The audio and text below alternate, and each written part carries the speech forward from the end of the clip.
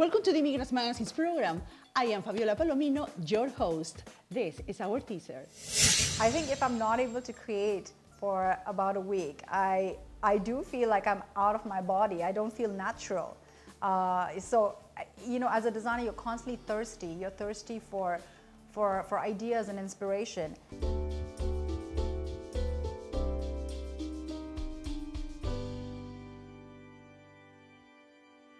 Immigrants. Yeah, gotta have them. I was born here, my mom and dad were born here, but above that, I'm Finnish, Danish, English, and Scottish is my makeup. And all four of those countries, they all came to Canada. They weren't here originally, so. The art treasures of India are among the greatest in the world. They include 4,000 years old statues of lifelike vitality, fine paintings, and many types of Buddha's images. Paintings, sculptures, monuments are masterpieces in India. And from India is our guest in our Tell Us Your Story segment, Swarnima Nath. Here, her story, second part. As a designer, I don't really consciously think about inventing or being innovative about something. I try my best to be in tune with myself and be in tune with my environment. That actually gives me the sign that, oh, perhaps I need to do this. So I really use my intuition and my connection and engagement with my environment to really come up with ideas that then translate into innovation.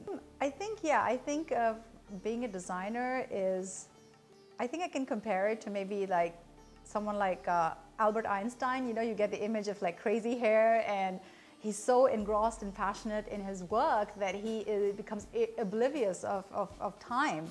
And I think for all designers, I mean, I'm sure all designers agree with me, it's not something that's very consistent. You don't consistently feel creative, because it could be that you get creative for 5 minutes of the day on one day, and then the next day it could be that you are 48 hours, you're constantly creating, and you're thinking about the work, and you're so engrossed you've forgotten to eat. I mean, that happens to me so many times, and I'm pretty sure most designers and creative people around the world have that same experience. They suddenly realize that 6 hours have gone by and they haven't had their meal. So for me, I think it's natural. I don't think it's challenging or difficult to be a designer, but yes, certainly there is a time, and I can't really explain that because it's something that's very natural and spontaneous. So I wouldn't really say that it's difficult being a designer, but yes, sometimes it gets a little frustrating. I think if I'm not able to create for about a week, I do feel like I'm out of my body. I don't feel natural. So, as a designer, you're constantly thirsty. You're thirsty for ideas and inspiration. And I think when I do have like a week that goes by, which is very rare because I think for the last 1 year, I've been very actively creative. But if a time goes by where I'm not able to think about something creative to write about or something creative to design, and I'm not getting the ideas, I just have decided that I should go for a walk. And I think Vancouver is that way. It's heaven, because you walk out of the door and there's the mountains, there's the ocean, you have clean air, you have beautiful trees, you have the ocean side. And I think yes, when you are walking out, you're natural, you're breathing in, you're in tune with the nature and environment. That then helps you get back into that, you feel rejuvenated, you get back into that mode, and then you come back home and you think, oh, okay, great, I have this idea. Or it could be something on the walk.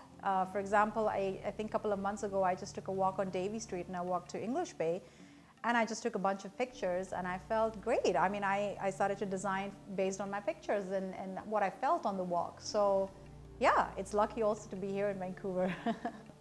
For me, I actually launched my my jewelry brand in almost 5 years ago. Initially, when I launched this brand, I launched it for a very specific reason. I was in the Indian market, which is huge. I mean, consumers, you're talking about in hundreds of thousands. Now, in that industry, there are two extremes. Either there is very high-end jewelry, which is gold and diamond jewelry, or there is costume jewelry. And there was very few people, few retailers, very few even designers that were really focusing on the gap in the middle, which would allow people to have something of precious value, but something that's still affordable. So for me, of course, having lived in all these different parts of the world, having a very unique mix of Eastern and Western life, I then blended the two experiences to create this line where I was able to think of a material that's precious enough, which is sterling silver. So my debut line consists of sterling silver, because again, it's a standardized material, it's of a high quality, it doesn't tarnish, and it's hallmarked. So I was able to offer the consumer and my potential client a very high quality product, which then is also it also fits and tunes in with the target clientele that I had, which was a very modern woman who wanted something very stylish, something that is suited to her modern lifestyle, something that has character. So I used sterling silver as my base material, but then I infused it with the beauty of natural gemstones, which I'm very attracted to because I love color. So I use a lot of colored stones, and then I also use zircon in my jewelry. And because I love bright colors so much, I also use a lot of enamel, very brightly colored French enamel.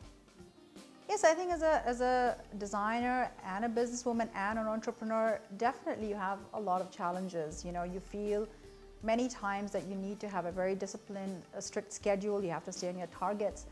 But I think that to be a creative person, it's very hard to box yourself in a very regular discipline, because it takes away from your natural creativity. So for me, I try to really use my intuition and my natural thought process, and really try my best to feel as natural as I can. Yes, there are targets, yes, there are goals that I have, but I think the more calm you are and in tune you are with yourself, the easier it becomes. And of course, age is a very beautiful thing. As you get older, you get more confident, you're more sure about what you want to achieve, you're more focused. And then of course, because you have all these experiences, you're able to delegate your time and your creativity in a very balanced way. Well, yeah, for the last 5 years, I really have been focusing so much on just getting in touch with my consumer, just focused on selling, to really understand what does my client think about my product. I didn't want to be the designer where I just wanted to sell what I make. I really wanted to give something of value to the consumer, and then gauge my experience based on what my consumer thinks of my product. And I really strive to make a product that is in tune with what my consumer wants. So it's not just the color and the designs and the creativity that I have to offer, but I think it's a relationship between my clients and me that helps me then to get to the next level. So I think 3 years from now, my aim is really to be all over North America, and then I think at some, as every little girl and every designer, I would love to at some point, have that space where I'm appreciated for my work, and I'm able to work with bigger, greater people, maybe work with more prominent designers, and I've always been in love with films, I love Hollywood, I love Bollywood. So for me then to be connected with that glamorous world of films would also be fantastic. And it's great because Vancouver is very close to LA, and I'm pretty sure maybe 3 years from now I might be on the red carpet. Maybe one of the actresses is wearing one of my pieces at the Oscars, who knows. Swarnima Nath is color, spirituality, and inner power. Mumbai is a city that has inspired many poets. Let me read this short poem by Sandeep Makiha. The city of dreams, the city of screams, the city of riches and poor, the city of accidents and cure. Everyone in the city wants to touch the sky, as they feel it's not too high. Work is the only thing they have time to give. They have truly forgot they have a life to live. Mumbai is our country, on our Your Country, My Country segment next.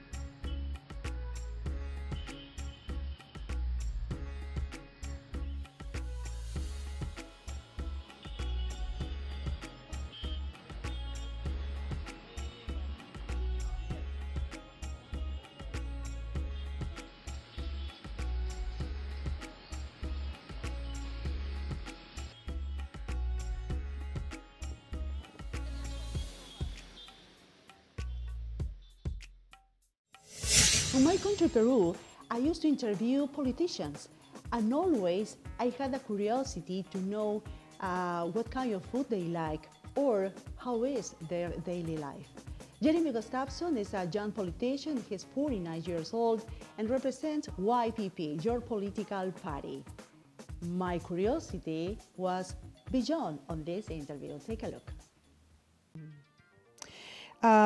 Could you give us a short answer about these words, Jeremy? Okay. Okay. Hobbies. Hobbies? Scuba diving. New bass guitar player, very new. Okay. I'm traveling. Okay. Yeah, I know. Between 85 to 86 with your friends, I think best friends, you were in Israel, Spain, Europe. Nice Yeah. experience for you. Yeah, well, we had a 2-month train pass, so I was like 2 days in the capital of every country in Europe. I wish I had more time, but ended up, getting as far south as the Aswan Dam in Egypt, which was something. Music. Music. I, years ago, used to DJ weddings, so my music tastes are very vast. You know, I don't care for opera much. And I'm sorry, this will offend some people, but I'm not a big jazz fan so much. Oh, okay. Billie Holiday, yes. Miles Davis, no. A little too for me. And lots of reggae, especially when I drive. It helps soothe me. So, okay. Food. Food. My first choice is Chinese food. Really? Yeah, spicy. Spicy. I like pretty much all Asian food: Chinese, Japanese, Thai, Filipino. Mexican food. For lack of Mexican something food. better. Yeah, there's a couple of great references. Ceviche, one of my Oh, favorite. ceviche from Peru. Yeah. Was that from Peru? I'm from Peru. Oh, love that stuff. And I'm not really a big fish fan, but that is the one way to prepare fish that I really enjoy. Maybe one day I'm gonna prepare ceviche for you. Oh, delicious. I'm surprised you don't have one. I guess you didn't know, or you would have had a bowl waiting for me right now. I'm also not I also will eat the occasional hamburger as well. Let's not forget that. Okay. So, color, favorite color. Favorite color? Orange. Movie. My favorite movie? It's a comedy, not for children though, but it's called The Big Lebowski. Okay. Movie star. Movie star? Maybe